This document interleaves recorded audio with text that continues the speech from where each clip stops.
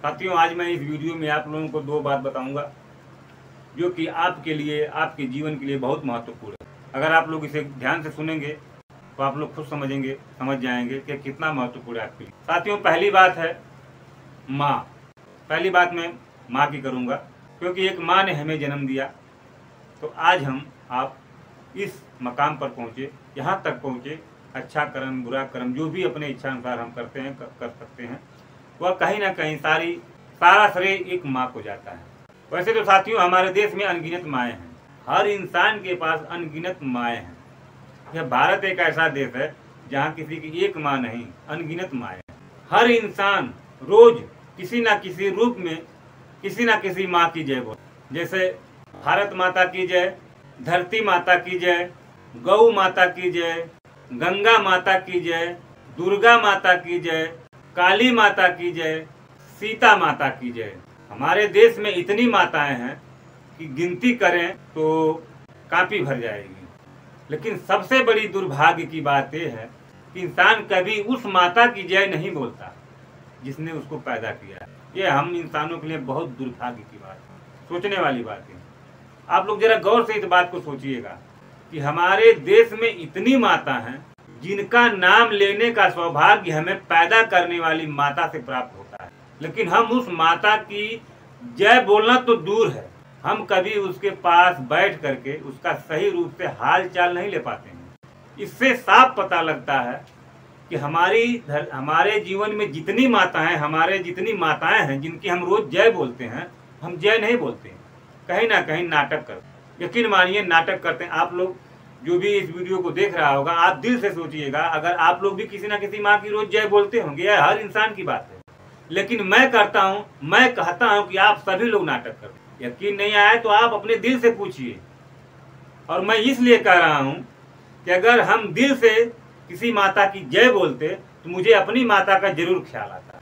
अगर आप लोग किसी माता की जय दिल से बोलते तो अपनी माता का ख्याल आप लोगों को जरूर आता।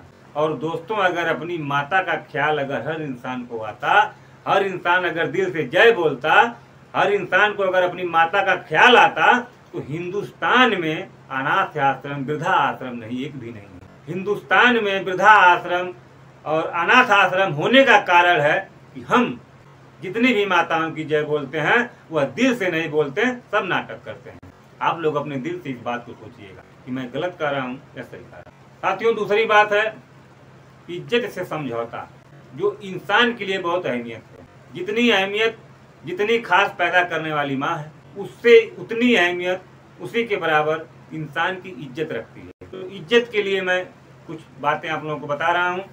कभी कुछ भी हो जाए, मेरा मानना है कि कभी कुछ भी हो जाए, हालात कुछ भी रहें, पर इज्जत से समझौता नहीं करना चाहिए।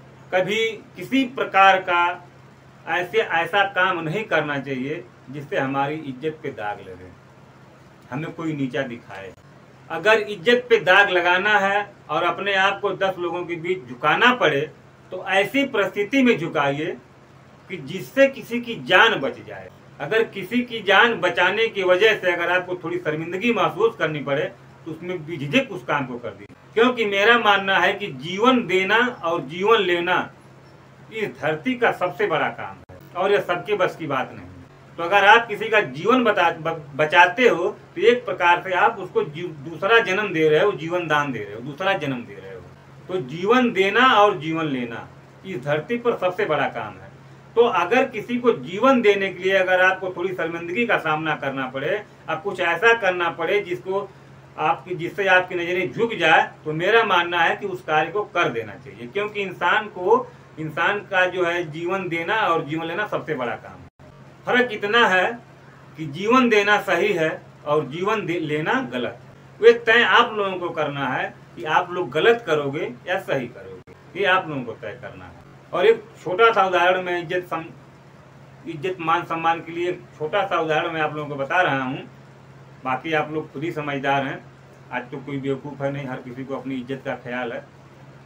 साथियों, जैसे आपके घर, गांव, नात, हित, रिश्तेदार, कहीं भी आपके रिलेशन में या अगल बगल कहीं भी अगर कोई प्रोग्राम हो रहा है, अगर उसमें आपको बुलाया नहीं जा रहा है तो आप वहाँ कदापि मत जाइए। अगर अपनी इज्जत कायम रखना चाहते हैं, मान सम्मान कायम रखना चाहते हैं, तो आप उस प्रोग्राम में कभी मत जाइए जहां आपको बुलाया नहीं गया हो, और उस कार्य के बारे में कभी मत पूछिए जो आपको बताया नहीं जा रहा हो।